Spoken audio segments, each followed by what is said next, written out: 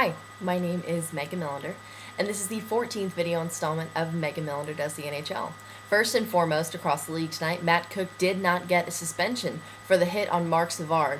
The disciplinary committee did take into account the fact that Matt Cooke is a repeat offender, but unfortunately you can't penalize someone for being a repeat offender if the hit was technically legal, which it was. I personally think it's unfortunate that Cooke didn't at least get a 1 or 2 game suspension for the hit on Savard. Even though it was technically a clean and a legal hit, Savard, there is a chance that he might be out for the remainder of the season, and I think that he at least deserves a little bit of justice for how that happened, especially since Cooke is a repeat offender. I know you can't penalize a player for being a repeat offender, but I mean, whenever you see it happen this much, you know it's going to happen again, and when you don't penalize him, that sends a message to the rest of the league.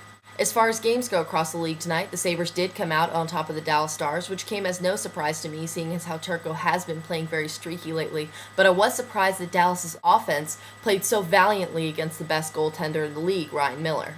As far as Dallas's defense goes, even though lately it's looked like Turco can't even stop a beach ball, I do think they have been playing better.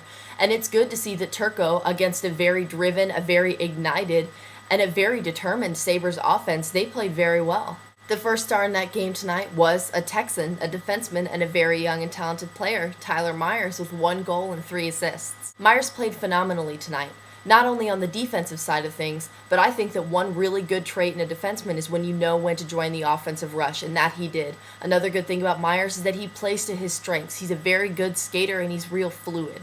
I'm really excited about the way he's been playing in Buffalo and how he's been thriving on this team. I do think that he is very young and he doesn't have much playoff experience, but he's really going to show up for us in the playoffs this year. He's been too consistent all year just to fall apart and not be able to block shots and skate very fluid like he has been and join the offensive rush like he knows he can.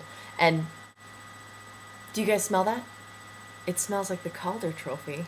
Another player that I was really hoping would lace up his skates and step up to the plate tonight for the Sabres was Raffi Torres. Unfortunately, I haven't seen what I've wanted to see from him yet. When we brought him in, we needed grit and compete for this team. We needed somebody to help out in the corners and out in front and just help play some textbook hockey. I'm hoping throughout the next few weeks and before the playoffs start, I do see what I want to see from Torres, and I hope that he can really be that missing piece that the Sabres need right now. One team across the league that I do think is making a very valiant effort and a very strong push for a playoff spot is Carolina. Unfortunately, I don't think that they're going to get that playoff spot. I think they're a little too low in the standings, and I don't think that they can come out on top before April 11th. But it is nice to see them doing that. It is nice to see them getting together as a team and trying the way that they have been.